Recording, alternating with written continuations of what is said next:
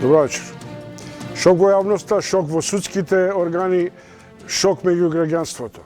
Дали е возможно битката со криминалот во високите кругови да заврши во овој миг?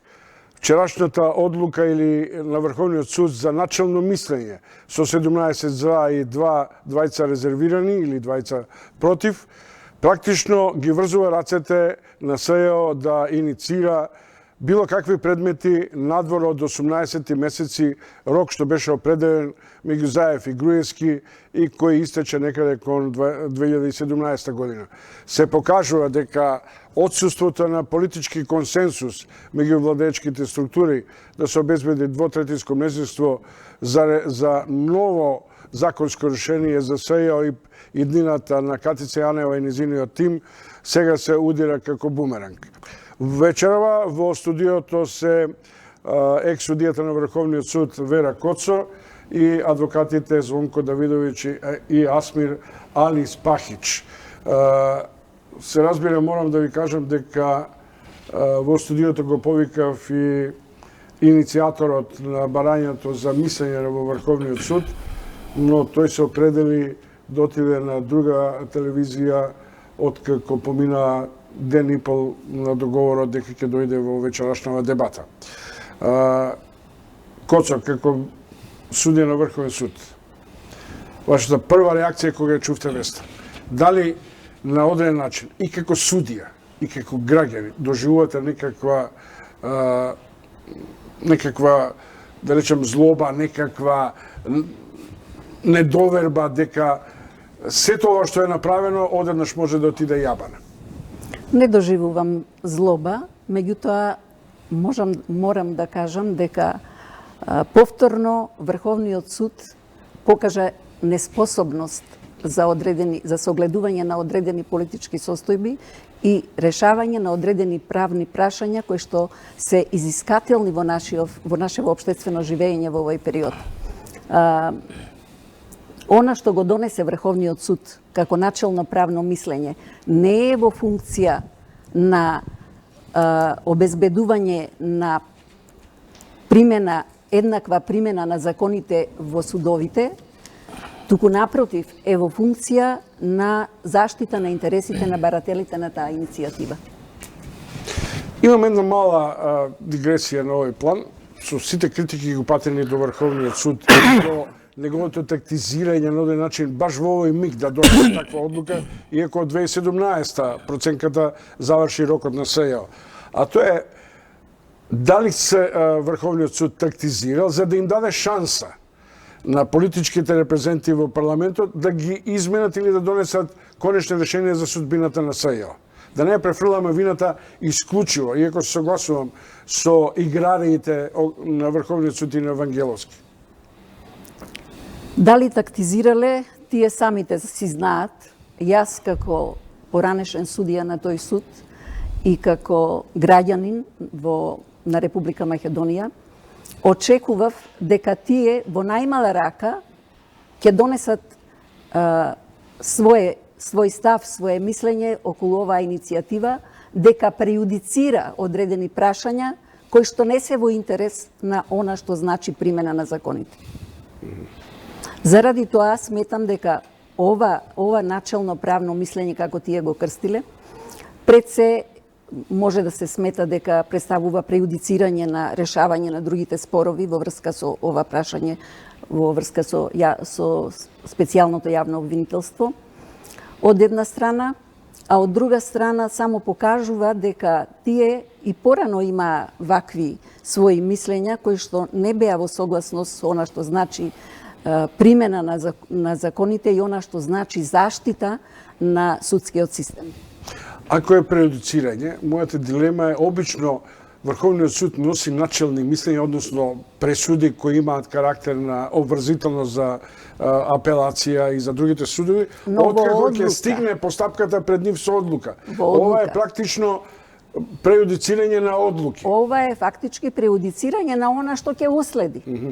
Во тој случај, доколку ќе се појави предмет, мислам дека веќе нешто и има такво, во тој случај, кој е тој суд што ќе застане на свое мислење во однос на одлука која што би била спротивна на ова начелно правно мислење. Кого обврзува ова Иако одлука? Да.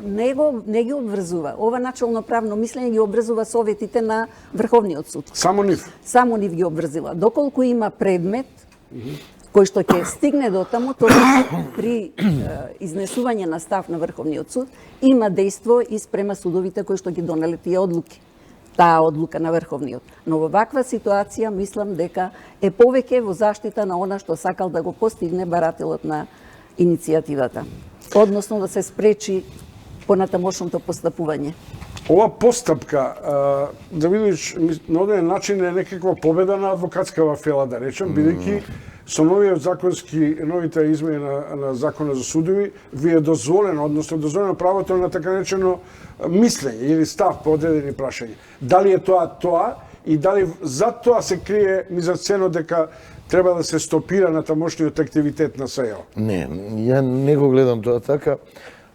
Прашањето е многу покомплексно и многу пати сме разговарале и ова е можда добро што се случува во ова судство кое е на многу ниски гранки. Зошто?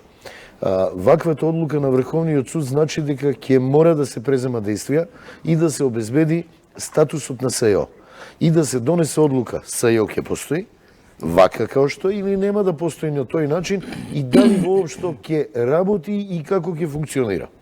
Ако имате ситуација каде 2015 година е формирано СЈО и укажувано милион пати дека законот е манлив, и тоа го зборувавме сите, и дека имаат само 18 месеци подигање на обвинение. Јас делумно се согласувам со ставот на Врховниот суд дека 18 месеци тоа го пишува во законот. Но што со истрагите? Законот за кривична... Да се прави во тие 18 месеци, они беа блокирани најмалку 6 до 7 месеци. Апсолутно. Но и не ги испорача, се да бидеме фер, Да. па и не ги испорача резултатите кои беа очекувани од нив, барем во еден дел. Затоа што ние немаме, нивниот резултат не е зборењето, не се симпатиите. Таму се резултат пресудите, ние тие ги немаме. Но, за волја на вистината, истрагите по мене, истрагите они може да ги водат, но се поставува прашање што кога ќе ја заврши истрагата. Затоа што нема право да подига обвинение. И законот рекол, и таму е јасен, 18 месеци од денот кога се ги примил документите и они тактизираат дека материјалите по преземање на предмет нови 18 месеци течат. И нека е така.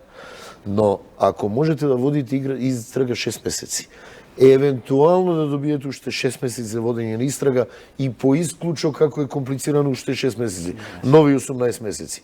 Но вие не можете да донесете јавно обвинителска одлука. Не можете да кажете ова истрага запирам по законот, ниту можете да подигнете обвинение. Ниту пак може да ја преземе јавното обвинителство. Може, но со само писмена согласност на специјалното јавно обвинителство. Ако е ова вака, а го знаевме дека е така, ставот на Врховниот суд и Врховниот суд кој што е нереформиран и истите луѓе се наоѓаат во него, каде што имавме многу забелешки и знаете, да не ги спомнувам порано, али Никола Бошковски односот. Ако имате СЈО, кое што не ги испорача резултатите, но за волја на вистината, зборуваше јавно дека постојат судии и дури поименично ги кажа, и не покрена ни една постапка, и не иницираше такви постапки, а можеше, и ја не се согласувам дека не можело да покрене постапки против тие судии, затоа што дел од членовите на судскиот совет и судиите го нарушија уставниот поредок, дозволувајќи политиката да влезе во третата власт судство кое би било подредено и е подредено во оваа ситуација. Ако тоа не го гледа обвинителството, тогаш не треба да бидат обвинители. Ако не ги гледат злоупотребите на службената положба на дел од судиите и обвинителите, тогаш не треба да бидат обвинители. Ако во таква ситуација, а ни беше јасно на сите, дека ова ќе дојде, дозволивме со политички средства да ги решаваме правните проблеми, ние на старт изгубивме. И изгубивме правната држава. И обратно, ако дозволуваме политичките проблеми со подкусурување преку правни некои заврзлами да ги решаваме, повторно имаме многу лош резултат. Што е потребно? Потребно е подитно законодавецот да седне, да размисли, да ги консултира експертите и да му најде место на СЈО, не затоа што е СЈО, него да овозможи правдината и вистината преку прислушкуваните разговори и доказите кои ги има да излезе на виделина. И еднаш за секогаш јавните функционерите кои имале јавни овластувања и трошеле буџетски пари, да се утврди одговорни се или не се одговорни и да ја добијат заслужената казна. Но тука да бидат и судиите и обвинителите и сите оние носители на власт. И еднаш за секогаш да почнеме од нула. И тоа е многу едноставно. За сите, тоа е основното прашање. Денес чухме веста дека се сретнале државниот обвинител Јовевски и специјалната обвинителка Јанева, навестување дека не е готово, дека има шанси да продолжат дејанијата и така натаму. Како ќе продолжат? Со кои предмети ќе продолжи постапката? Како е возможно државното јавно обвинителство да ги сиса, да ги преземе ингеренциите на специјалното обвинителство и предметите? Јас слушнав таа изјава на специјалната јавна обвинителка и на државниот обвинител. Меѓутоа, како тоа мислат да го спроведат, не кажаа од една страна, ниту тие самите тоа не го кажаа, но сметам дека тоа ќе може да се уреди со дополнување на некој закон кој што ќе ја усмери ова правна работа во смисла на превземање на овие предмети од обвинителството или пак продолжување на рокот на специјалното јавно обвинителство. Сите сме свесни дека тој рок од 18 месеци не е фактички 18 месеци. Тие беа спречени во нивната работа, имаа многу препреки од разни органи, потоа со аболицијата што беше направена, исто така беше пречка и многу други. Ама тоа све не е јасно. Ја не сакам да вметнува во политички бој. Меѓутоа ја во вестите реков. Меѓутоа сето тоа допринесе да тој рок од 18 месеци не е правиот рок. И сега, колку да сакаме ние да бидеме објективни, може би има и субјективен фактор кај самите специјалното јавно обвинителство во однос на брзината, имајќи го предвид овој рок, колку можеле да постигнат. Но јас мислам дека тие вложиле доста труд во ова што го сработиле. Сега што законодавецот не го предвиде ова дека нема да има доволно време за да се направи сето тоа што е предвидено, оти вие ако земете во предвид дека има 600.000 разговори кои што треба да се преслушаат. Сепак е тоа многу обимен материјал, а за да се излезе со едно обвинение, секако треба да биде тоа обвинение издржано на нозе да стои, да не е нешто што било па после да се отврли. Да не се враќаме за судбината на бомбите. Овде имаше една дебата во која едни велеа, односно се постави прашањето дали на буниште до сите тие прислушувани разговори дека тоа е на оден начин некоја историја политичка. И сега така се слушам дека зборуваат дали да сакам биде за сите историја. тројца. Сепак се работи за еден политички фидбек. Погледате, ја денеска не регистрирав на важна одлука на Врховниот суд ниједна реакција од големите партии. Нит СДСМ, нит ВМРО, ДПМН, нит други. Сите молчат. Што предпоставува потврда на новинарски аналитички текстови дека на сите им одговара Катиса Јанева и СЕО да ги нема. Па не знам дали им одговара на сите, бидејќи сите настапуваат со тоа дека треба да се гонат сторителите на кривични дела, треба да излезе правдата на виделина. Ако е така, тогаш зошто мислите дека они имаат? Не, јас цитирам нешто што е дел од медиумскиот амбиент. Алмир? Па со самото формирање на специјалното јавно обвинителство чинам дека процентот на доверба беше енормно висок. Ако не се лажам, околу 70% во делот на надежта која ја вроди специјалното јавно обвинителство. Но искрено јас како легалист и како правник, адвокат, како одминуваше времето, очекувањата беа многу поголеми. И сакам само да напоменам дека со последниот ден беа поднесени скоро сите обвиненија кои што беа сработени тие 18 месеци наназад. Но за подсетување, тоа се повеќето обвиненија кои што во тоа време опозицијската политичка партија СДСМ ги иницираше и ги поднесе во обичното јавно обвинителство или основното јавно обвинителство. Но заради непревземањето на јавно обвинителските дејствија, јавно обвинителските работи кои што по закон беа обврзани, се доведе во ситуација да политиката решава за создавање на едно специјално јавно обвинителство. Па врз основа на тоа беа превземени тие кривични пријави и од страна на специјалното јавно обвинителство беа почнати да се работат. Значи, моето мислење е дека ова начално правно мислење кое што е од највисокиот Врховен суд, а вие на почетокот, господине Чомевски, споменавте дека тоа е донесено со енормен број позитивни гласови, за разлика од двата гласа кои што беа против, навистина укажува на сериозноста на оваа одлука. И начални правни мислења не се ново во Врховниот суд.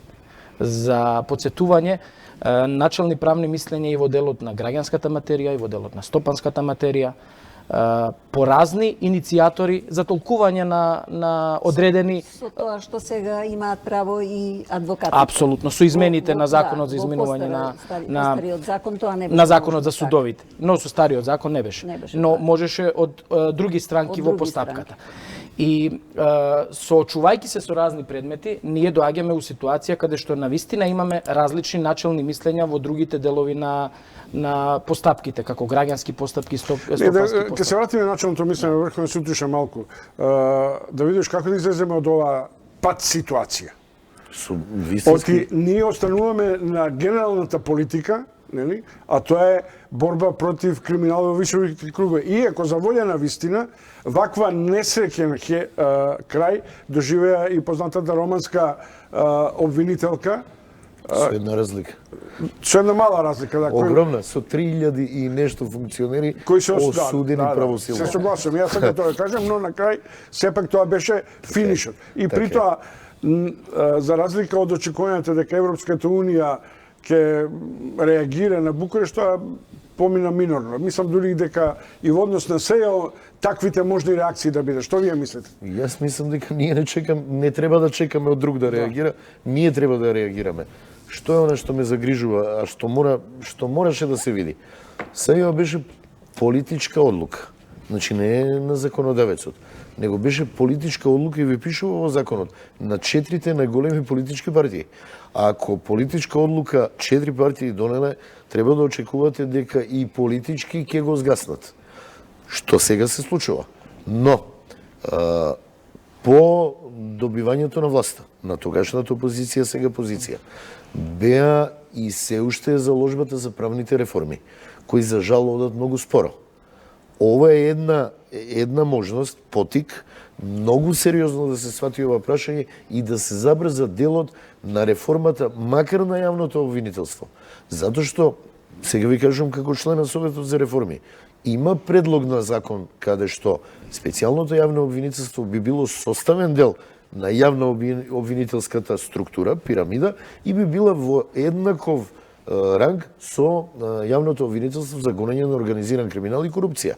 И тоа не е ништо ново и непознато и се решава добар дел од овие проблеми. И околу доказите, и околу подигање на обвинение, и ја решава уставната позиција на специјалното јавно обвинителство. Има една димензија која кај мене создава малку недоверба кон последните чекори на СЕО. А тоа е интензитетот на кривичните дела во рокот за бизниси, за релации, постфестум. Што за мене, ја во една прилика реков, подобро беше да се концентрираат на приоритетите кои сами ги адресираат, таргетираат и така натаму, наместо, се условно кажам, ги поставија значени личности повторно под диоптрија на јавноста, избербатија, бизнисмени и така натаму. И сега се дојдеме во ситуација, не важи Камчев, Мијалков, не важи ништо друго. Сега што правиме? И се разбира, не викам дека тие не се виновни, меѓутоа начинот на кој е перцепирано во јавноста, дека СЕО ја води таа главна битка, сега одеднаш се урива. Знаете како, ако немате доследен став, тогаш е многу лошо и во јавноста делува лошо. Они воспостави еден нов систем, нов начин на однесување, каде што навистина, она што беше забелешка околу притворот, навистина внимава. За да ретерираат во тој свој став и наеднаш по бегството на Груевски обезбедат и побараат притвори, за само месец дена покасно, дури не знам ни месец дена дали имаше, ретерира и во тој свој став, па побараа други мерки поблаги. Ние како адвокати сме секој за поблагата мерка. Но ако вие слушнете дека поради службена белешка на УБК е определен притвор, не можам да верувам дека опасноста од бегство за само 3 недели толку се сменила, да вие веднаш ретерирате во својот став, па побарате куќен притвор. И тоа е оно што загрижува. Веќе нема доследност во однесувањето и постапувањето. Вера Коцо, поранешни судија на Врховен суд, Звонко Давидовиќ и Јасмир Али Спахич, адвокати. ЕПП и се враќаме на темата каква судбина ќе доживее СЕО и каква перспектива има Македонија во битката со криминалот во високите кругови, што е една од главните перцепции на реформите, и да не забораваме што ни остави Прибе како домашна задача.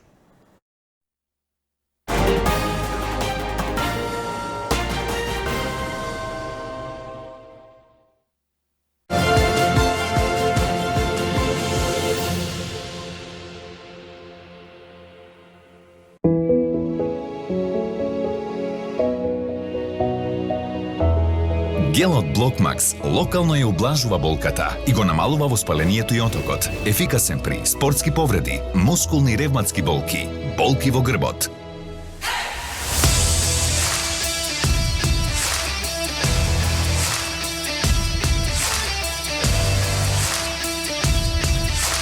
Локално до целта со Блокмакс гел.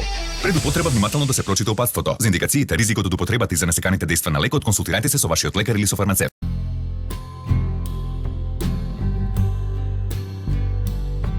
За вашето осигурување не размислувате често, но секој ден живеете со спокојот што ви го дава. Осигурете ги вашето здравје, домот и автомобилот и заштетете до 40% со новиот пакет Триглав Комплет Плюс. Триглав осигурување. Сите ваши сметки и плаќања на едно место и со еден допир. Бесплатно мобилно банкарство.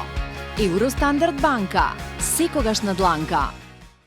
Само за вас, најдобрата понуда овој викенд, единствено во Тинекс од 1 до 3 февруари. Димен свински врат 1 килограм, 285 денари, плюс 100 поени. Кравји кашкавал маестро 1 килограм, 269 денари, плюс 150 поени. Маслиново масло Ла Еспањола 1 литар, 299 денари, плюс 100 поени. Тоалетна хартија Виолета 99 денари, плюс 100 поени на вашата поен плюс картичка. Една картичка, безброј привилегии.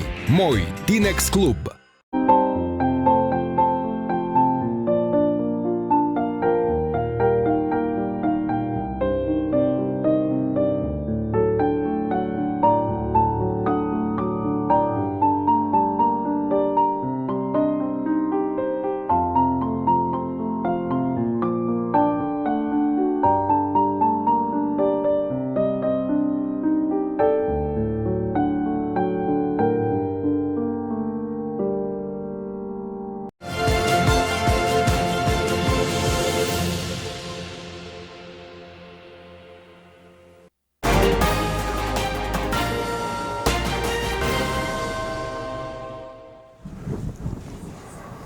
Судбината на СЕО, мои соговорници Вера Коцо, судија на Врховен суд, Звонко Давидовиќ, адвокат, и Јасмир Али Спахич, адвокат.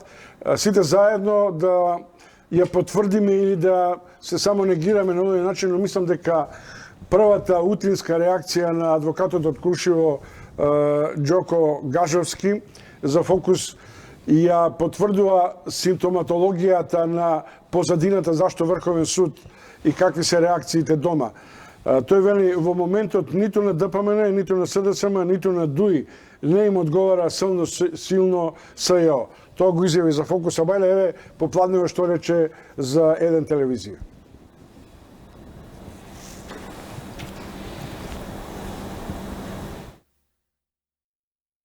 Како ја коментирате вчерашната одлука на Врховниот суд и што мислите околу таа?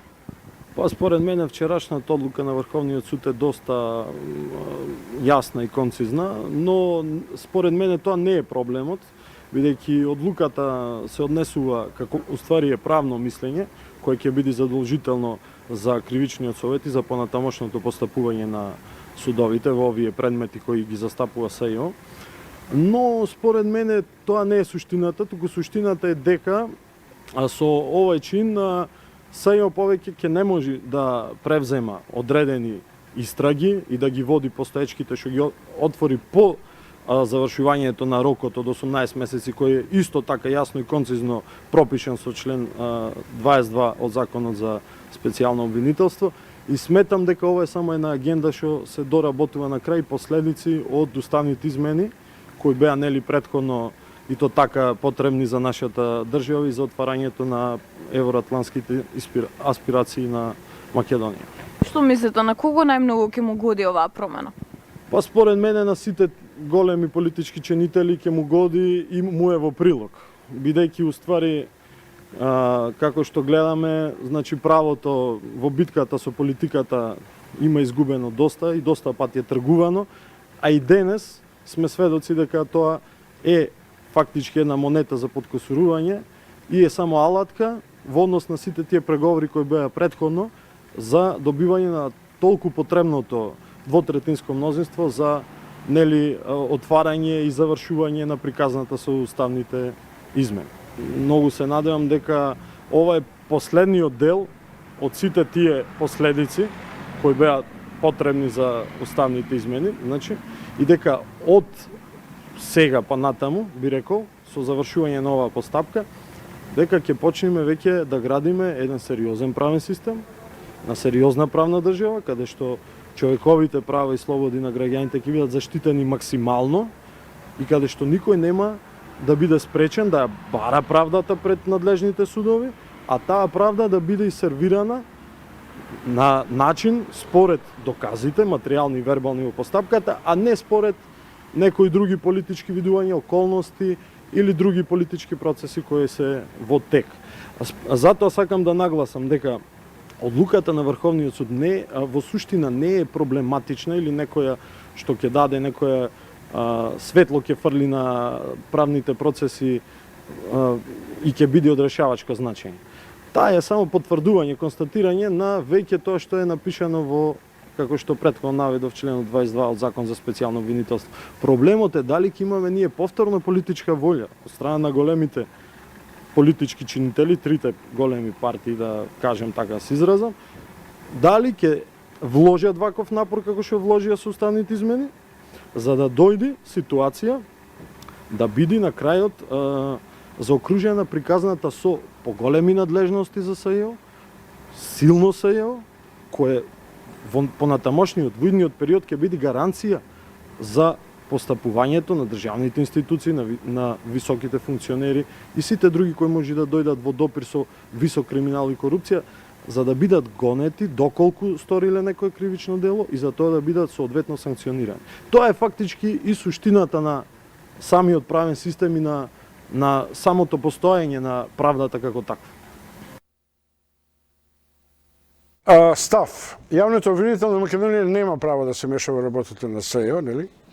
Денеска имаме третата средба меѓу Јанева и Јовевски, во кој Јовевски на овој начин вели ништо не е готово, чекаме од СЈО и од Катица Јанева да ги процесуира на одреден начин овие спорни истраги после 18 месеци меѓу кои се Империја, Орце Камчев, Сашо Мијалков, Актор со Никола Груевски, Попи со Али Ахмети. Има една друга дилема. Што ќе правиме со бомбите?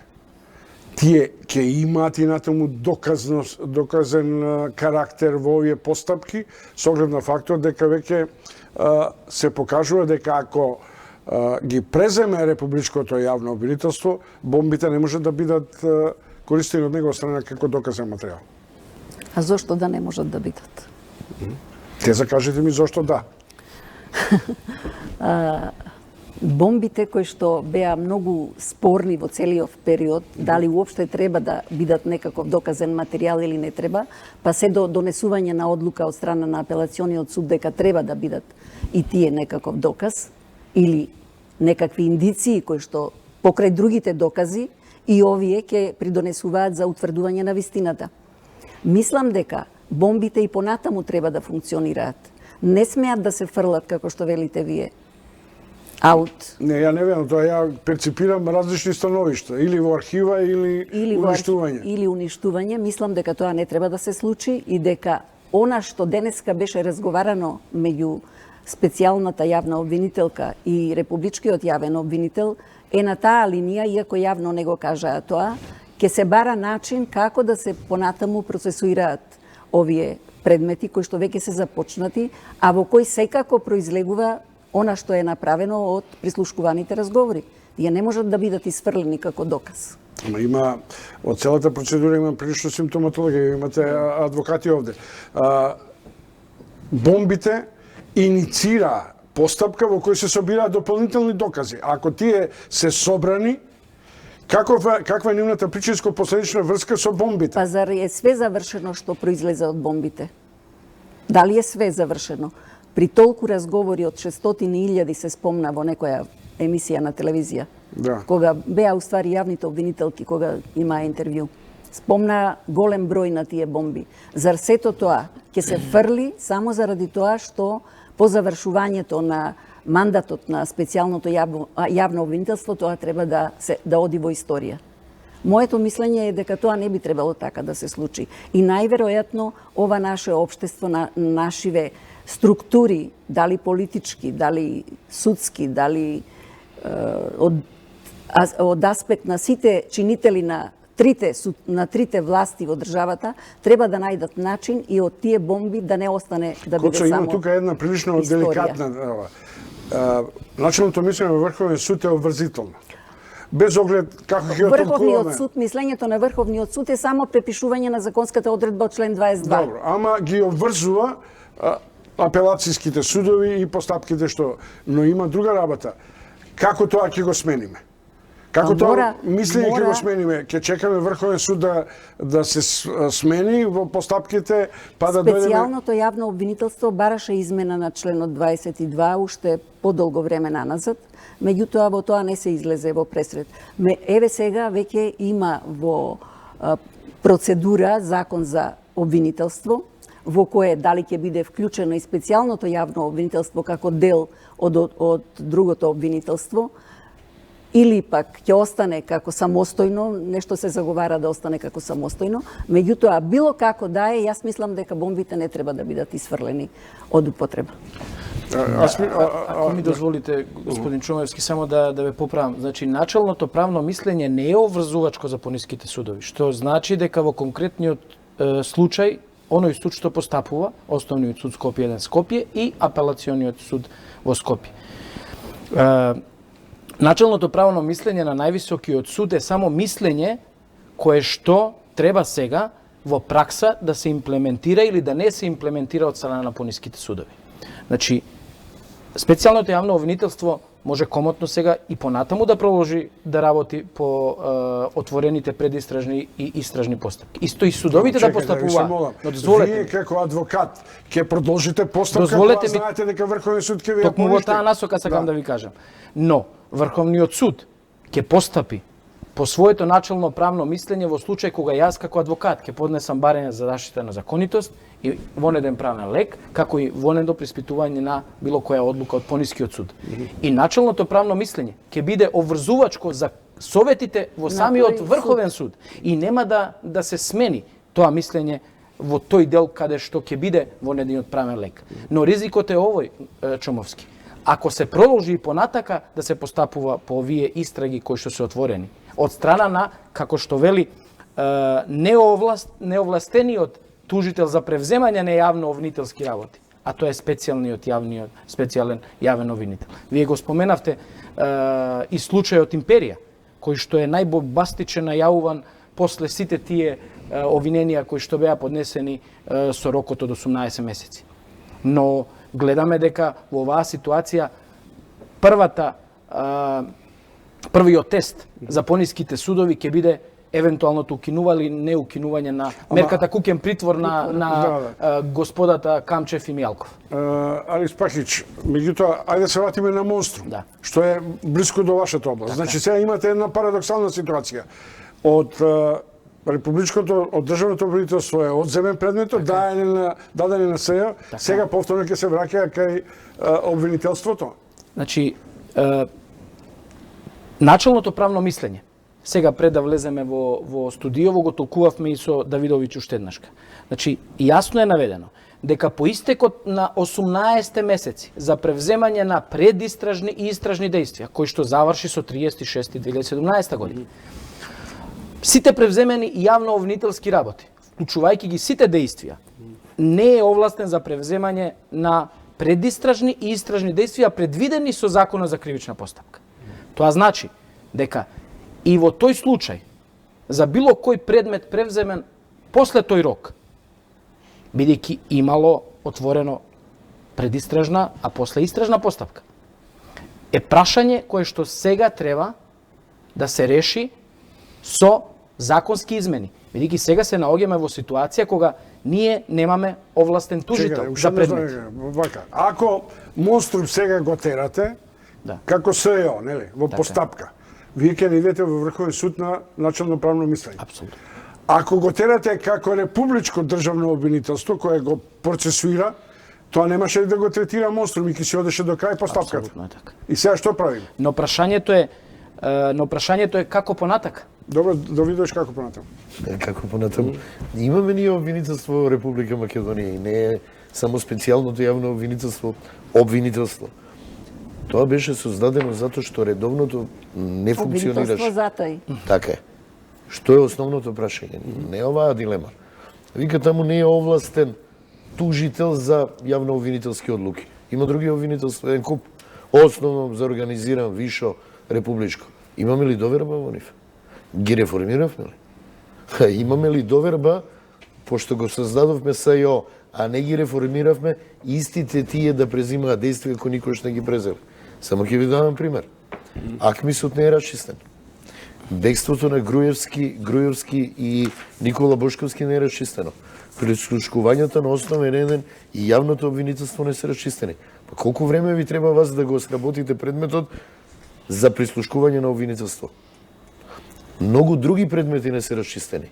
Па ја ве прашувам, колку вие имате доверба во тоа редовно обвинителство?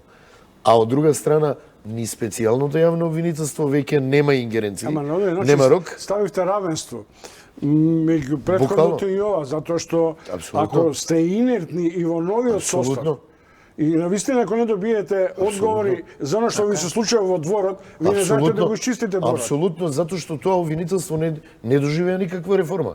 И јас се прашувам дали со промена на еден човек ние го реформиравме целото обвинителство, поради кое и нивното неработење создадовме цел еден орган надвор од пирамидата на обвинителството, САЈО.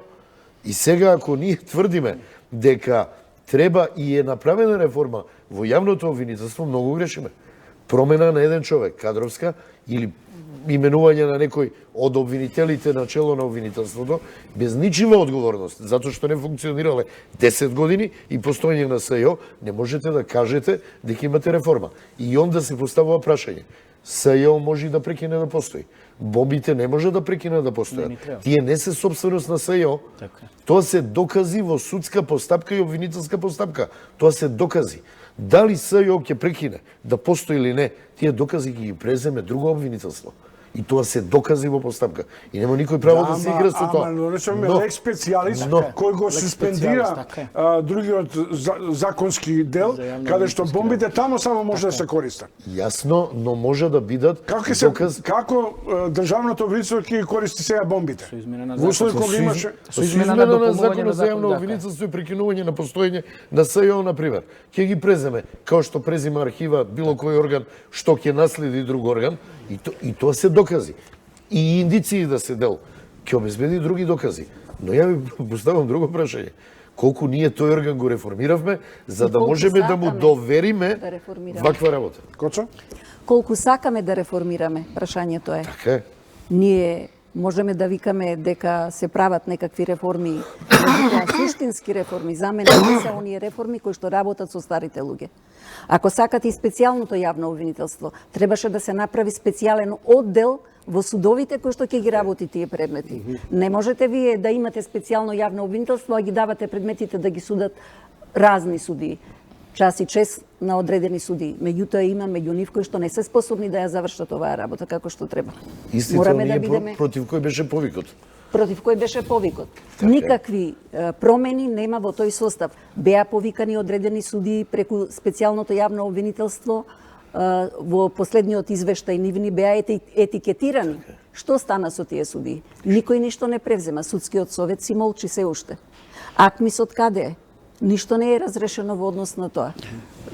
Чомуски, ако ми дозволите, абсолвиран е ставот на прашањето дали треба бомбите да бидат докази во судска постапка или не треба. Добре, со одлуките на апелациониот суд. И тука е јасно, меѓутоа заради лекс специјалист. Бомбите реално се само индиции. Апсолутно. Треба се подкрепат со други материјални и вербални докази. Но обврзувачки е и лекс специјалистот што е за специјалното јавно обвинителство. Затоа што он како орган е само надлежен за тие материјали кои што се на почетокот како индици. Во оваа ситуација, за да може републичкото јавно обвинителство да ги превземе во случај ако СЈО со одлука на политички партии престане да работи, ќе треба да има законски измени со цел да можат да се вклучат во надлежноста на јавното обвинителство. Морам да ве поправам, не е политичка одлука да прекине да постои.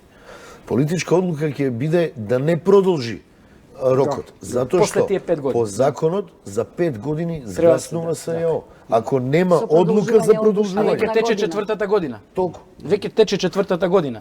И сега имаме проблем, имаме материјали, имаме сработени истраги, имаме предистражни действија, а имаме само една или две пресуди кои што се неправосилни. На пример има една абсурд.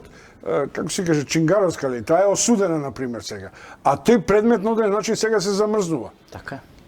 Така е. Ситуацијата сега на тест со Звонко Костовски. И со Звонко Костовски. Сега на тест дали ние навистина сакаме да ја утврдиме вистината, дали навистина сакаме да имаме правна држава и дали сме кадрни да ги употребиме доказите кои ги имаме. И дали сакаме и имаме политичка волја тоа да се направи. Најважно тоа. Докази имаме начин и механизам, само отсуства политичка волја и преточена во законско решение. Добро, поштовани гледачи, Вера Коцот, Звонко Давидович и Јасмир Алиспахич, пред да ве вклучам во разговорите во мој веќе така наречен граѓански форум на диалог меѓу вас, соговорниците и вашите рецензии, ги прашам соговорниците пред судиката Коцо, има ли равенство меѓу началното мислење на Врховниот суд ова сега и акцептирањето на пресудите на Европскиот суд за правда, кои на одреден начин служат или се имплементираат индиректно во судските процеси, во пресудите кај нас? Пресудите на Европскиот суд за човекови права се причина за повторување на постапките што се воделе пред домашните судови. Пресудата на Врховниот суд е веќе нешто друго. Или мислењето сега што е донесено на Врховниот суд, исто така е нешто друго. Тоа ги обврзува само советите на тој суд. Но како мислење. Но доколку стигне предмет во Врховниот суд, тогаш тие можат исто така да реагираат во правилното донесување на одредена пресуда од домашните судови. Вие сте долгогодишен судија. Ви се случило ли во постапка на заштита на законитост пред Врховен суд да се повикате на пресуда претходно или на начален став веќе утврден и да ја одбиете постапката? Во одлуките на домашните судови треба да се применува правото, односно праксата на Европскиот суд за човекови права. И не зборам за правораздавањето на Врховниот суд со пресуди во домашното судство. Дали вас во спор во кој е покрената постапка за заштита на законитост? Не сум имала, јас лично не сум имала таков случај. А имало ли во Врховниот суд такви случаи? Па не знам да ви кажам, во последно време, бидејќи сум веќе надвор од тој суд, не ми е познато дали можеби адвокатите тоа повеќе можат да го кажат. Јас не сум сретнала дека реагирал Врховниот суд по однос на нешто што било укажано во кривичната материја. Да, повели. Само во оваа насока, значи, се повеќе добиваме одлуки, не само од пониските судови, каде што се образлага и судската пракса од Европскиот суд за човекови права. Каде што судските совети кои што постапуваат по одредени предмети, ја во своето образложение и ја инкорпорираат и се повикуваат на тие одлуки. Добро, поштовани гледачи, го гледате прашањето, граѓанскиот форум е отворен. или ова така наречена Еден ТВ Агора, јас ви предлагам да се вклучите во разговорите. Прашањето е повеќе индикативно. Чувте авторитети кои ги кажаа становиштата после вчерашната одлука на Врховниот суд и неговото начелно мислење. Ние сме ваши, вие сте наши. Повелете. Добро вечер. Нема. Добро, додека на овој начин се загреат нашите гледачи и телефони. Дали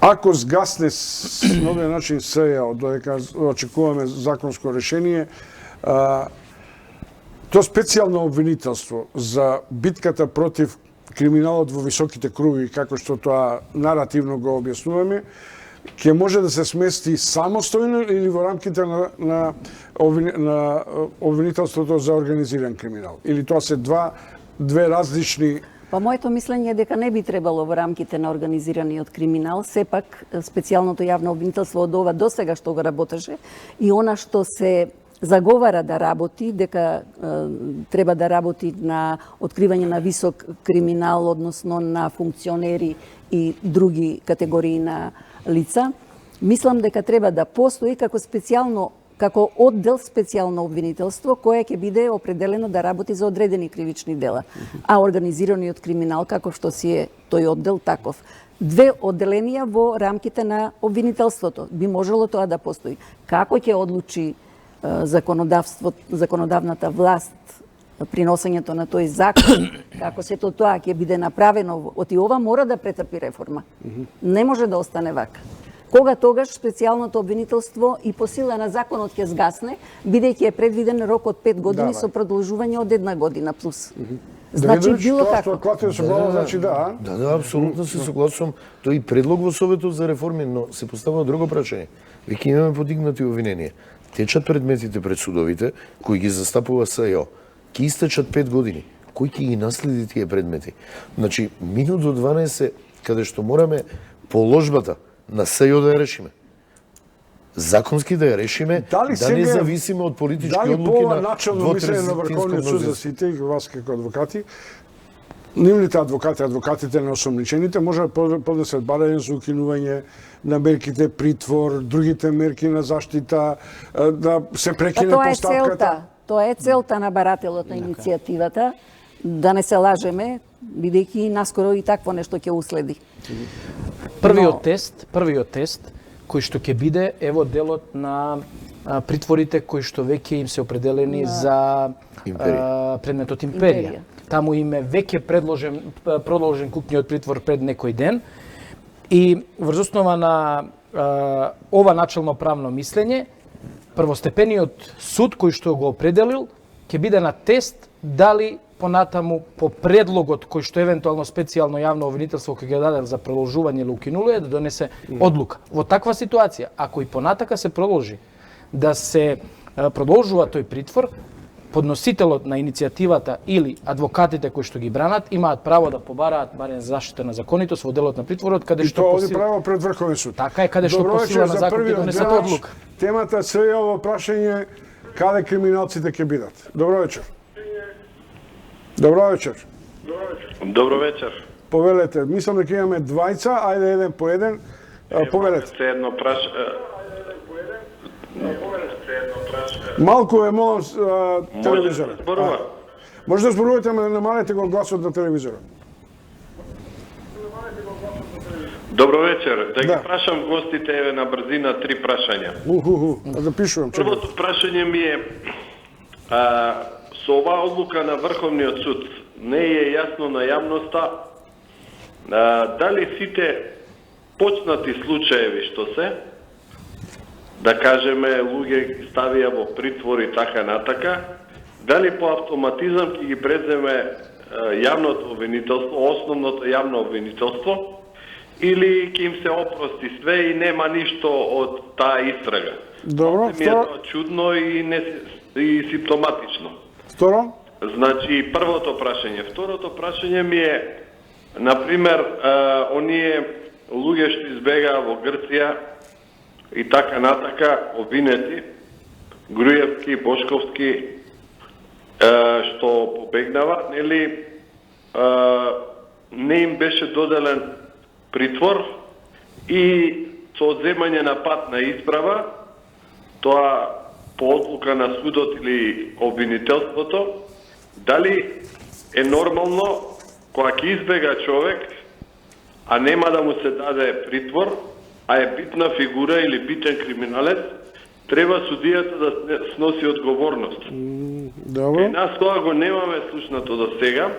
Значи, судиите се недопирливи, потеклото на нивниот имот никој не им го чепка, они може да носат какви сакаат одлуки, да решаваат судбини на луѓе, на криминалци или тие што имаат пари, едноставно да им доделат мала казна, да не им доделат притвор или никаква казна и така натака. И едноставно нема никаква одговорност да се види за нивното судење, граѓаните нема кај да се жалат. А имаме Републички судски совет. Ви благодарам. Третото прашање, сочувајте го, зашто мислам било кој друг следен гледач веројатно ќе ви го погоди. Дали има уште некој гледач да направиме една група на прашања пред да слушате одговори? Добро вечер. Добро вечер. Повелете. Значи, јас сум обичен граѓанин на возраст од 57 години и дока некој си мој 20-25 години не против ни политики ни ништо, меѓутоа после како си иде времето се врзав покрај телевизори и главни серии сите овие. Едно би сакал, дали овој форум, цела, да ја кажам, адвокатска судства, размислува да направи еден закон или едно обвинителство специјално, кој ќе го следи работењето на адвокатите и на судиите. И ќе презема активности во таа мерка. Мислам дека тоа е единствен начин да проработи нашето судство. Добро. Дали размислуваат и дали до сега еве за, реков до 25, сега 57, дали за овие 32 години ја не слушнав иницијатива од таа фила да направи тоа. Дали им одговара? Добро. На кого? На адвокати. Благодарам многу. Ви благодарам. Следниот наш гледач. Добро вечер. Добро вечер. Ајде ме молам телефонот. Добро вечер. Повелете. Прво би сакала да ги поздравам гостите и како гледач кој не се разбира баш многу во правото, да кажам дека по се изгледа ова мене ми личи, ги слушнавме бомбите, слушнавме за криминал и сега никој нема да одговара. Тоа значи дека народот ќе ги плаќа и судиите, и политичарите, тие ќе ме крадат и никој нема во оваа држава да одговара. На крај крајви, јас како што се сеќавам, а без учесник во Шарлената револуција, што не припаѓам на една партија, на параѓето на народот беше формирано тоа свеја. И ние сите сакаме да видиме дека овие кои направиле криминал, да одговараат за направениот криминал. По се изгледа дека само политичките интереси се во прашање и дека се ќе остане никому ништо, кој јас, кој остане главен, остане и народот ќе си го плати сето тоа. Како беше оној слоган на Шарената, нема правда, нема мир? Нема правда, нема мир. Добро, ви благодарам. Дека нема повторно правда и што треба повторно да излезем да прави мир. Тоа нека се удрат прст у глава сите политички актери и пред сегашните председателски, а веројатно наскоро и парламентарни избори. Наскоро, кој велам, не е важно дали ќе бидат истовремено со председателските. Поштовани гледачи, бидете малку трпеливи да одговориме на овие две прашања. На констатации нема да одговараме. Не е јасно што ќе правиме со преземањето на случаите од страна на државното обвинителство. Не им е јасно. Вам ви е јасно? Мислам дека веќе го елабориравме ова прашање во нашава дискусија. дека треба да се донесе некаков закон според кој ќе бидат овие случаи превземени од едното во другото обвинителство, или пак ќе се донесе закон кој што ќе го уреди постоењето на досегашното специјално обвинителство и понатаму како специјален оддел, бидејќи како самостојно најверојатно нема да може да опстои после протекот на одредениот рок. Мислам дека едно прашање е универзално за сите тројца, а тоа е дека никој ова држава за ништо не одговара. И вие адвокатите, и судиите, и како овде рече, кој воопшто има контрола. Вака, не се... Или, како ја би го вулгаризирал, кога еднаш ќе ја прекинеме вашата спрега со судиите во определувањето на постапките, законските казни и така натаму. Вака, као и во секоја професија, прво за адвокатската. Јас сум ја имам критики за мојата професија, но денеска така да сме равноправни. Секој пат би сакал својот двор прво да го ишистам, затоа имам право да зборувам за другите. За волја на вистината има спреги. И јавно пишува, али тоа се многу малку адвокати. Но за волја на вистината нас не казнуваат и со парични казни, а јас знам и ќе ви набројам многу адвокати кои што биле во притвор и одлежале затворски казни за својот начин на работење. Но не можам да ви набројам едниот за 15 години, едниот на 3 години. Повеќе се, но ни еден судија не можам да ви посочам кој го искусил сето тоа. И не е проблем дали е некој адвокат, суд или обвинител. Треба да се бориме за тоа секој да одговара за начинот на своето работење и однесување. Ние го имаме тоа во законот. Проблем е што што органите кои што се надлежни за гонење не функционираат по 100 пат, затоа СЈО го измисливме, затоа почна да постои. Ви имате ситуација во која јавниот обвинител има право да гони било кого. Дали е јавен функционер, дали е адвокат, дали е судија, дали е било кој, но не го правеше тоа. Затоа постои СЈО. Но и СЈО му е ограничен рокот на траење. За судиите ви го преципирам тоа.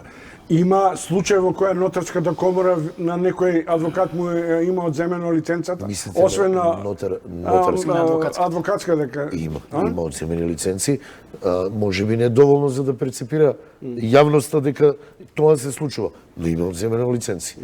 Апсолутно, ако било кој адвокат сгрешил и обвинителството има докази, апсолутно сме и ние како колеги за тоа да одговара. Секој да си ја понесе својата одговорност. Чубовски, како и секоја професија, така и нашата е менлива. Денеска сме адвокати, утре сме евентуално судии, обвинители, исто и судиите и обвинителите може да бидат и адвокати. Значи, она што е многу битно е да постапуваме согласно законските норми, како и постапувањето согласно правилникот и етиката на адвокатската комора. Значи, сакам само да надополнам дека има и при адвокатската комора и дисциплински комисии, каде што и дисциплински обвинител кој што решава по разни преставки од страна на граѓани. Можете слободно да се информирате на кого му е евентуално одземена лиценцата и кој како одговара. Ќе прашам Џанко, немојте да мислите дека нема да го проверам. Ова директно ќе прашам и ќе ви... Согласно законските норми, ние не сме над законот. Ние мора да постапуваме согласно законот и уставот. Органите, доколку утврдат било какво противзаконито работење, можат во било кое време да отворат. Која морам да ја посочам. Како и судиите. Ние не правораздаваме. Ние не ги регулираме човечките судбини, ниту определуваме притвор, нити предлагаме притвор, нити праќаме некого во затвор. Добро. Тоа е голема разлика. Коцо? Судиите секако дека имаат своја одговорност во смисла на нестручно и несовесно вршење на својата работа, поради што може да биде покрената постапка од страна на судскиот совет и тој судија, доколку се утврди дека навистина постапувал нестручно и несовесно, да биде разрешен. И во изминатиот период има доста судии кои што се разрешени по овој основ. А за кривична одговорност и судијата е човек како и сите други и тој може да стори кривично дело во вршење на својата работа. Меѓутоа, нема такви постапки за кривична одговорност на судија. А вакви постапки за несовесно и нестручно работење, има. Освен во јустиција, праксата. но Освен јустиција, добија меѓутоа- ослободителна пресуда. Еве и повтор пат. Меѓутоа, и тој случај со јустиција, прашање е колку сомнителен. беше оправдан за покренување Така е. на таква постапка. Така е. Затоа што нешто што со години се работело во еден суд на тој начин, се најде во тој момент да се извади на виделина и 13 души или колку беа. Така е. Каде што Беше стоеше поведена постапка против нив, а мислам дека председателот на судот, ќе си дозволам да кажам, дека е тој што ја организираше работата и начинот како И тој тие не постапувале. одговараше. А тој не одговараше. и сите експерти, дури и меѓународните, напишаа дека не е проблем во однесувањето на тие суди, него во раководењето на тој суд. Добро вечер Точно за така. следниот гледач. На располагање ви стојат Вера Коцо, Звонко Давидовиќ и Јасмир Али Спахич. Добро вечер. Се надам не се откажавте толку брзо со оглед на тоа дека дававме одговори на претходните прашања.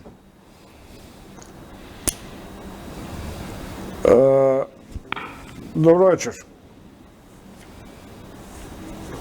Режија, дајте ми телефон ако слушам. Добро вечер.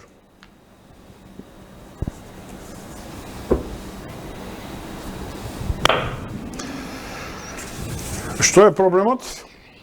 И на гостите. Да, повелете. Јас син на еден од првите суди и адвокат во Македонија Борче Ивановски, ако ми е пилота Фила. И имам право да дискутирам ова работа. Знаеш како политички начин се е поставено, само мене ми е доматично и чудно како тогаш председател на Уставниот суд, председател и сите членови на Уставниот суд, како председател на Врховниот суд и сите членови на Врховниот суд, председател на Апелациониот суд и сите суди, така лесно некако и јавното обвинителство го прифати ова, специјално јавно обвинителство, без никаков отпор. Не крена оригинална да кажат, ние немаме потреба јавно обвинителство. Значи, да не кажам некој крт збор, фактички како и испатен, како тоа не испатен. Значи, за тоа јас предлагам. Јас искрено уште 10 години ова 15 години. Јас предлагам како што фудбалските клубови Манчестер Юнайтед, Реал Мадрид, земат страна луѓе, председател на управен суд, на уставен суд да биде странец, германец, председател на Врховен суд да биде италијанин, председател на Апелационен суд да биде енглез, и па тогаш да видиме барем 2-3 години да работат со овие суди, да видиме дали нешто може да поможат. Толку од мене.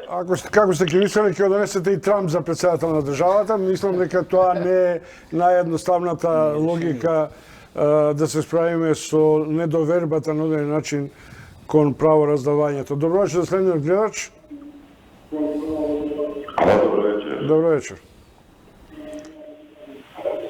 Ајде, Игнат. Јас исто што едно време ме прекинував тие вие господини. Јас само ја поздравам господјата Коцо, судиката. Вие ме нарековте мене компањон на Панчевски.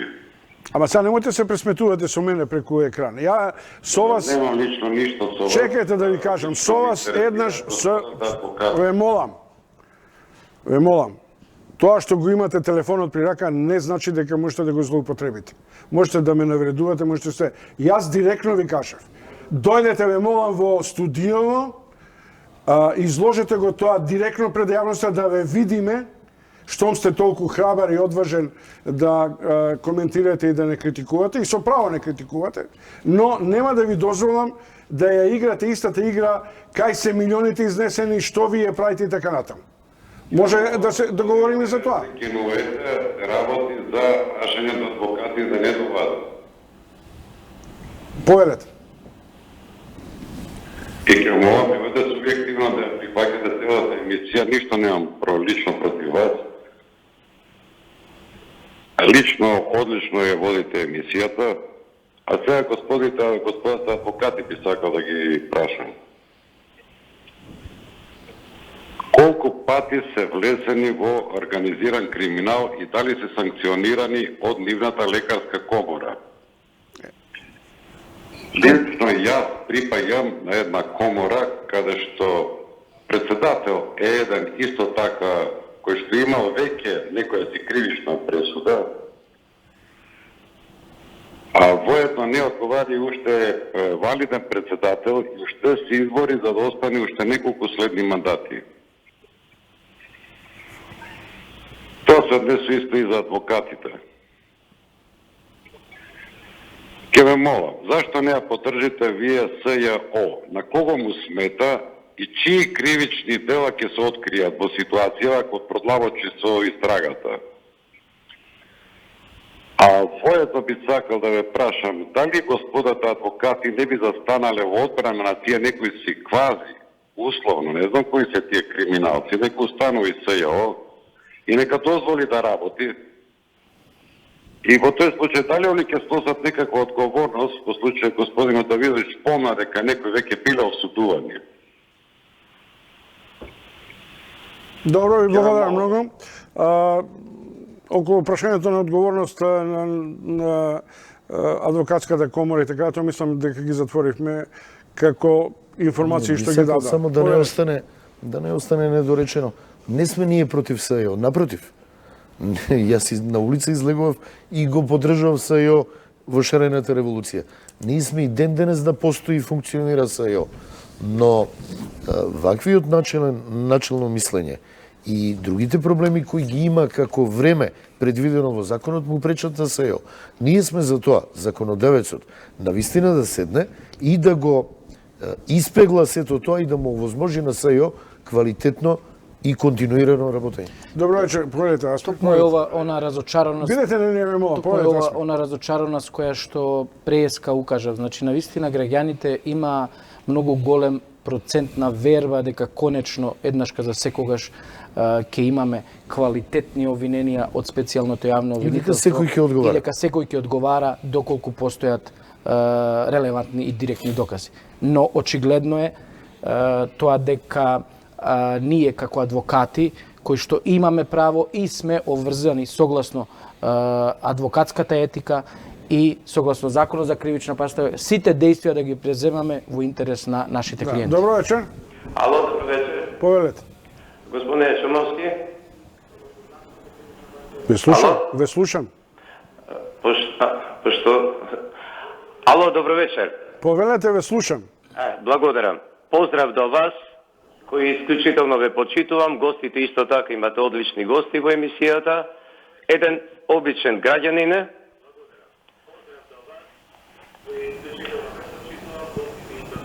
Намали го. Сака само една мала сугестија, господин Чомовски. Пред 2 дена се обидов во вашата телевизија, вие не сте можда криви никој, да учествувам со едно прашање до гостите од СЈО. На 2 наврата не ми беше дозволено, со еден многу непријатна работа од вашата колешка, ми кажа во која насока ќе биде прашањето. Јас сум интелектуалец, возрасен сум, во семејството имам уште 20 интелектуалци, така да нашето прашање беше во смисла на тоа, сакаме нешто да прашаме во СЈО. Ние го поддржуваме СЈО, ги поддржуваме адвокатите, судиите и сите вас новинари кои работиме во однос на тоа што значи да се криминалитетот намали, криминалците да одговарат за се, меѓутоа исто така сакам да кажем, јас као граѓанин можем да сугерирам нешто.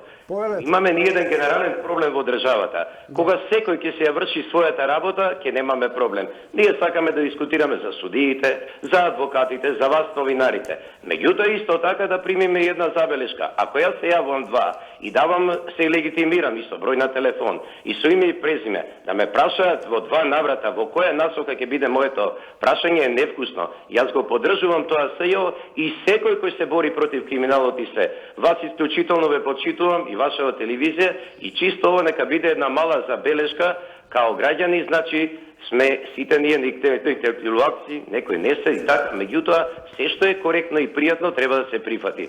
Благодарам што ме примите и само уште една забелешка.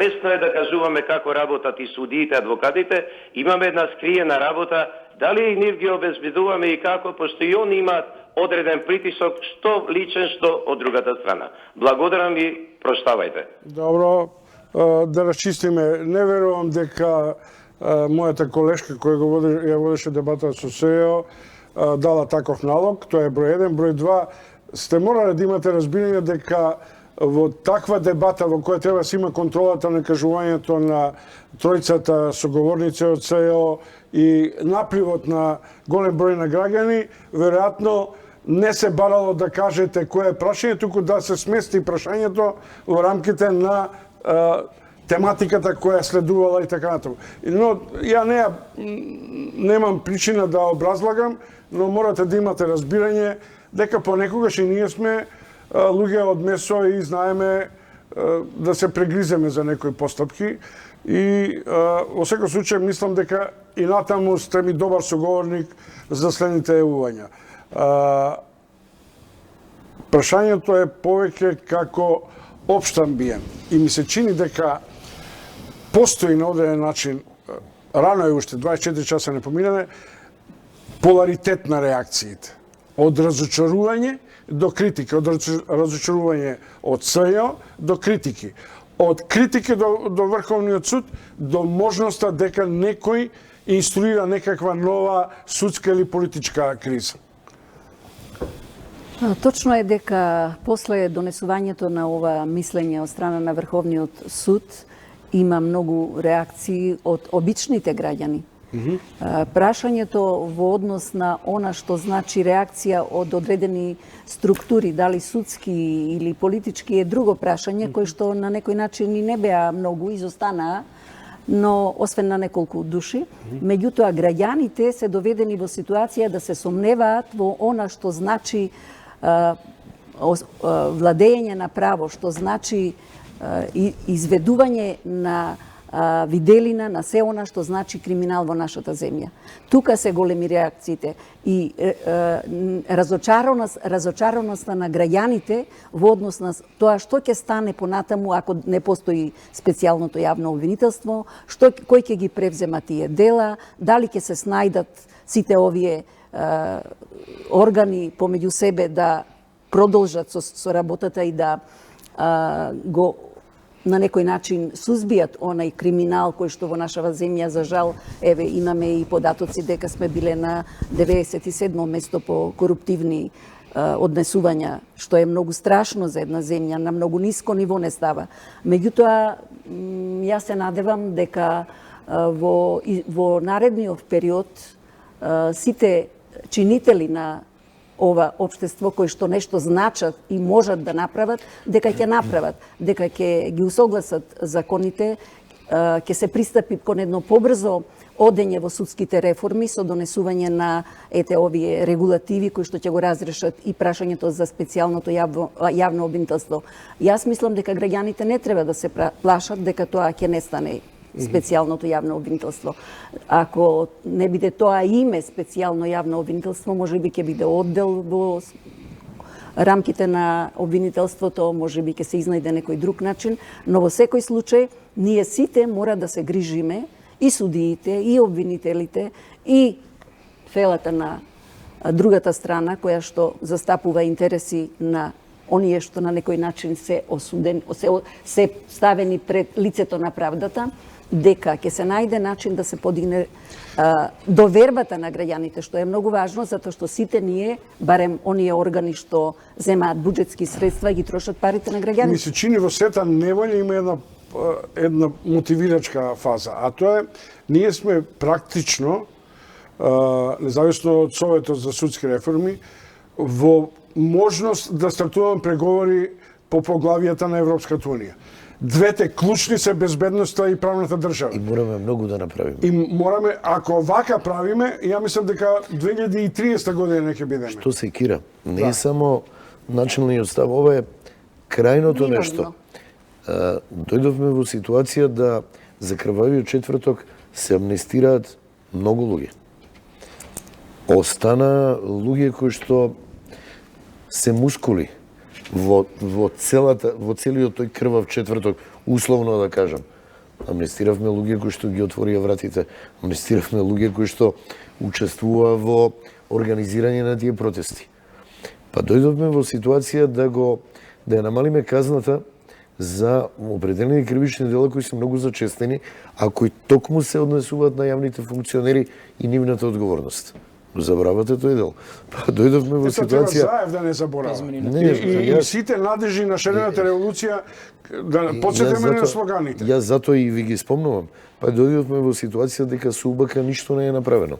Па дојдовме во ситуација да нема кадровски промени и одговорност на суди и обвинители и дојдовме неколку луѓе да избегаат, клучни. Дојдовме во ситуација СЈО веќе и да не функционира на тој начин и да добиеме начално правно мислење. Јас морам да го цитирам Financial Times со детекција на ова што се случува во Балканот. Може би со договорот Ципрас-Заев ќе дојде мирот и новата перспектива на Балканот, апсолутно. Но ако продолжиме вака, умира демократијата и правната држава. НАТО преговорите е завршено, ја не сум политичар. Но едно знам, сето она што го направивме за да влеземе во НАТО и да добиеме мнозинство и да помине договорот, сега ќе мораме спротивно да направиме за да ги отвориме поглавјата 23 за владење на правото. Вера Коцо, Звонко Давидович, Асмир, Али Спахич и натаму се ваши соговорници. Добро вечер за следниот наш. Повелете. Ало, добро вечер. Да. Почитувам час 20 минути, чекам да се вклучам во твојата гледана емисија. Добро, ви благодарам за комплиментот, но ајде брзо. Вака, да ептен брзо, искрена почит испрема судиката господја Вера Коцо.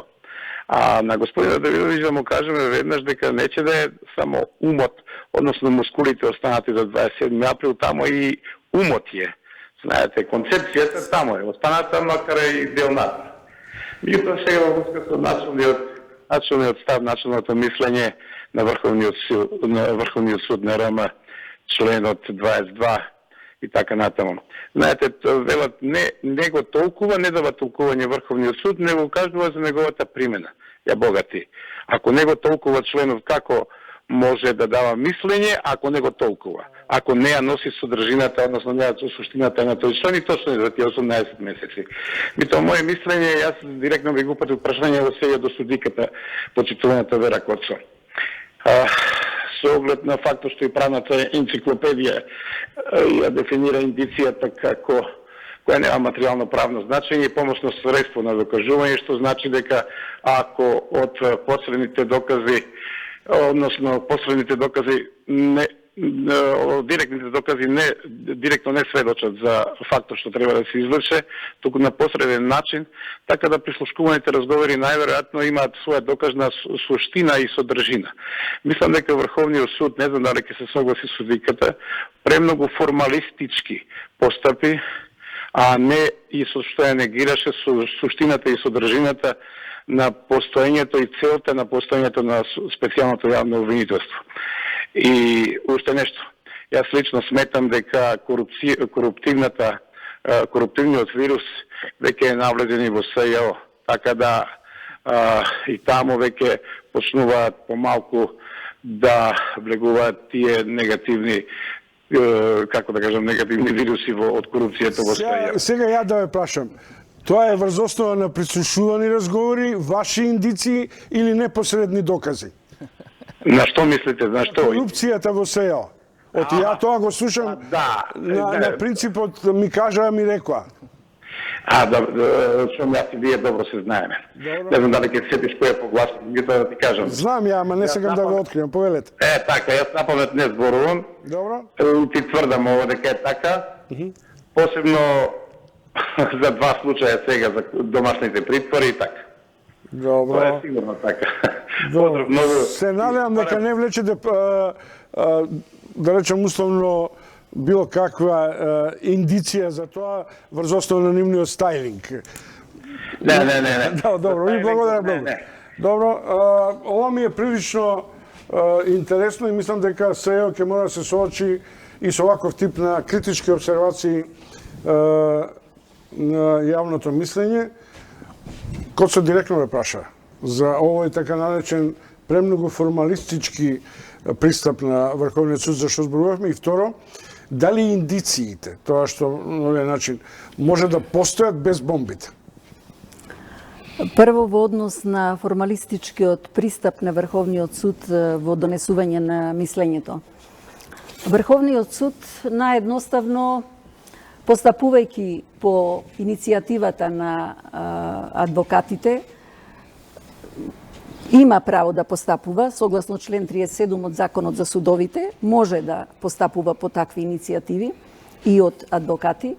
Меѓутоа, нивниот формалистички став во однос на ова прашање се сведува на тоа дека тие наедноставно кажаат она што е кажано во самата одредба од законот. Членот 22 од Законот за специјалното јавно обвинителство и поголем наслов има.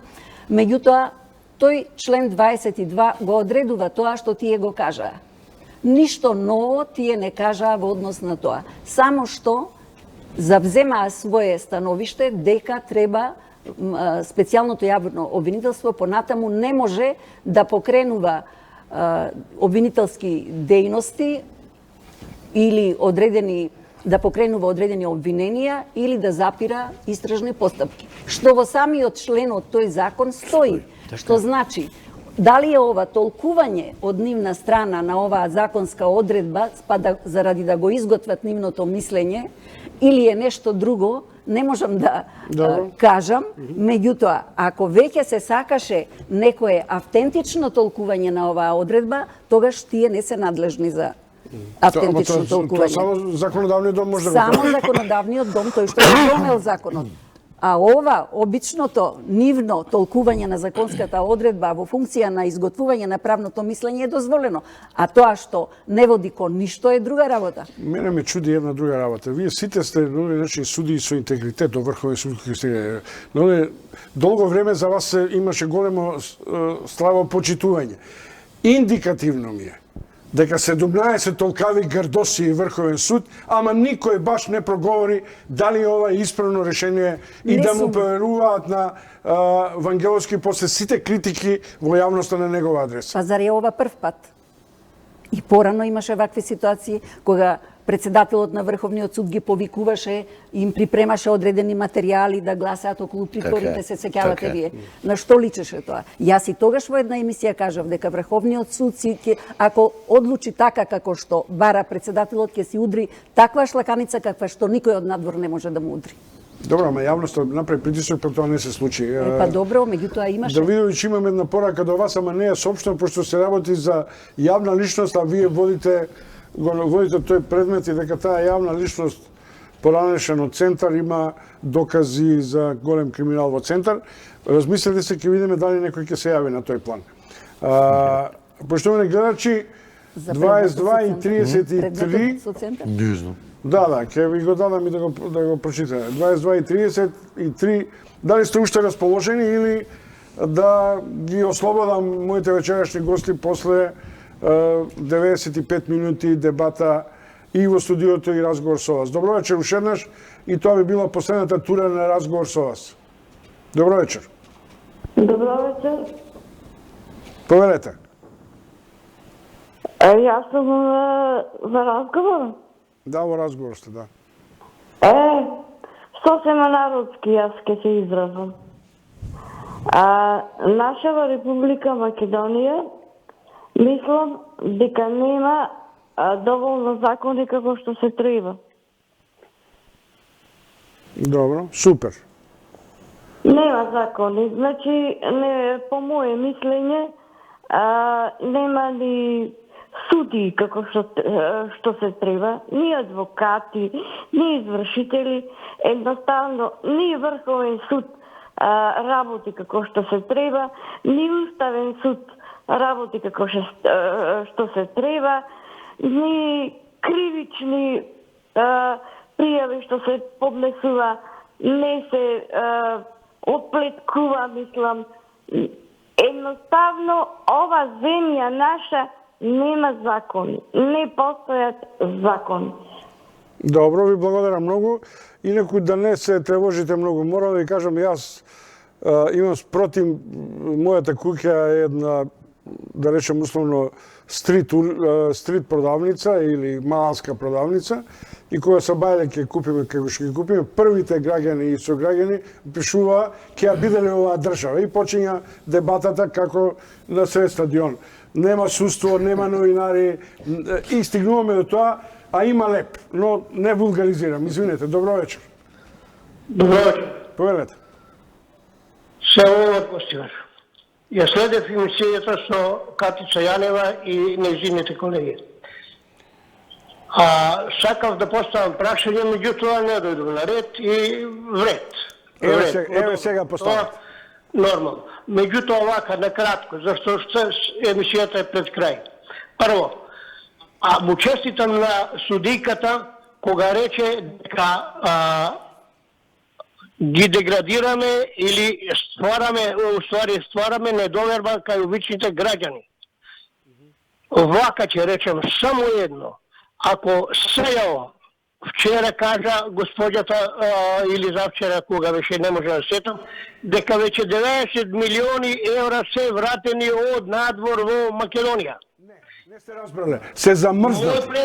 Мој предлог е на сите обични граѓани кои се немаат окајано, кои немаат криминал направено, да продолжи. Дали тоа со закон ќе го донесе владата, парламентот, дали ќе се спојат двете обвинителства, да продолжи, да работи. И друго, би го затоа што може да се деси и ова. Народот многу ќе биде разочаран. Ќе биде разочаран да не бидат бойкотирани председателските избори. На народот му кипе више до преку глава. Едно. Друго сакам да го прашам господинот Давидовиќ. Што сакаше да каже со тоа кој ќе ги води предметите после 5 години? Кај нас паднало снег во ноември месец, имаме кој манере, има викано манерето на пцови со манерен до зелена трева. Како волам господине Давидовиќ за 5 години да не може да се реши предмет 2, 5 или па не еден судија? Толку од мене, фала многу, поздрав пријатно. Ви благодарам многу, добив едно прашање кое на овој начин јас го отворив на почеток, а тоа е зошто сега, тајмингот. За оние што сега се вклучуваат, зошто баш после година дена и баш на ваков начин Врховниот суд се реши начелното мислење да го сподели во јавноста, за да ги опамети и да ги опамети обвинителките и судиите или да ги окуражи криминалците и осомничените дека и за нив има некаква правда во неправдата или обратно, неправда во правдата. Па зошто сега се реши? Се реши затоа што беше сега поднесена иницијатива од адвокатите на овие лица што беа ставени пред лицето на правдата. Не, чекајте, и тука повторно се враќам на оваа дилема која адвокатите што сакаат да спречат? Ако одеше постапката регуларно, нели? И се стигнеше до некаква судска постапка или до адвокатите имаа право на заштита на законитост пред Врховен суд. Зошто тоа не се сочека? Зошто дали е направена спрега меѓу адвокатите и Врховниот суд? Тие сакаат да се обезбедат на некој начин со ова правно мислење дека каква ќе биде судбината на тие предмети доколку се поднесат, значи не можат да се поднесуваат нови обвиненија, нити може да се нареди запирање на постапките. Тоа е само исклучително чомовски после оној рок кој што е законски детерминиран 18 месеци. Се што е понатака превземено како предистражна и истражна постапка, според началното мислење, сега дава поинаква димензија. Ама чека душан да прашам. Тоа значи дека сите тие предмети после 36.2017 што се процесуирани, индицирани или поведени предистражни постапки, аут. Нема за нив не го велам јас тоа. Да? Меѓутоа, специјалното јавно обвинителство не може да постапува во овој момент бидејќи не е овластен тужител. Тоа што значи? Да превзема јавно обвинителски работи. Предлози за притвори, да поднесува обвиненија, решенија за истрага, наредби. Тоа значи по автоматизам судовите ќе ги одбиваат сите тие иницијативи. Доколку после роковите од јуни лани. Со оглед да не е обврзувачки начелното правно мислење, тоа јас преска го напоменав, одлука е на судовите како ќе постапуваат, но ние адвокатите имаме право да поднесеме барање до Врховниот суд и да се повикаме на начелното правно мислење каде што ќе биде усвоена заштитата на законот. Инаку судовите можат да имаат свое мислење и различно од Врховниот суд. Апсолутно. Ако имаат свој интегритет. како вие што рекол. Кажам, гледам, луѓето не ги разбираат работите. Ама и не треба да очекувате. Специјалното јавно обвинителство може да постои 5 години. Добро. Од денот кога е формирано, еве за да знаат. И тоа пишува во законот, не сме го измислили ние. По истекот на 5 години, доколку во собрание не се обезбеди двотретинско мнозинство, специјалното јавно обвинителство ќе прекине да постои. Во меѓувреме имаме предмети кои што се во тек и не се завршени. Значи 3,5 години се веќе изминати. Останува уште година и пол. Ако за година и пол не се завршат тие предмети правосилно, ќе мора некој да ги наследи. Прашањето е кој. Значи, добро е што се во ова излезе во јавноста, за да сватат, законодавецот да свати, дека имаме големи правни проблеми и празнина, кој мора да ги реши час поскоро. Добро вечер, за следниот гледач. 22:41, нема. Ви посакувам добра ноќ, ви благодарам за учеството во емисијата, на вас, почитувани гледачи, и особено на моите вечерашни гости, судиката Коцо и адвокатите Асмир и Звонко. Јас на оден начин со вас сум поблизок и некој имам голем респект кон Вера Коцо. Ви благодарам уште еднаш. И јас ви благодарам. Ви посакувам успешна работа и да одбраните уште некој криминалец. Благодариме на поканата и се надевам дека законодавецот ќе изнајде решение за овие проблеми кои што сега излегува на виделина. И ќе ни олесни на сите нас. И би го замолили Звонко, бидејќи е во Советот, да иницира различни прашања каде што ќе се дебатираат токму овие прашања за решавање. Да се донесе закон. Јас властувам Звонко во моје име да им кажа, има таму еден Чомовски, 24 часа после тоа вели, ниеден од партиите не реагира за одлуката на Врховниот суд. Дали ние сме во спрега со Врховниот суд? И потребно очекуваме тој да не ги реши проблемите и стравувањето од СЕА. И јас сум убеден дека ве следа Чомовски. Добро, пријатна вечер, се гледаме и во наредните денови. Утре Јаданка Костова, следете, веројатно ќе ви одгонетне кои ќе бидат првите антикорупционери, дали е возможно да дојде до нова предизборна или изборна коалиција и што ќе се стане, што ќе случи со председателските избори. Ја и давам задача не врз основа на тоа што ја мислам, туку врз основа на тоа што во месенџер ми пишува Јаданка. Пријатна вечер.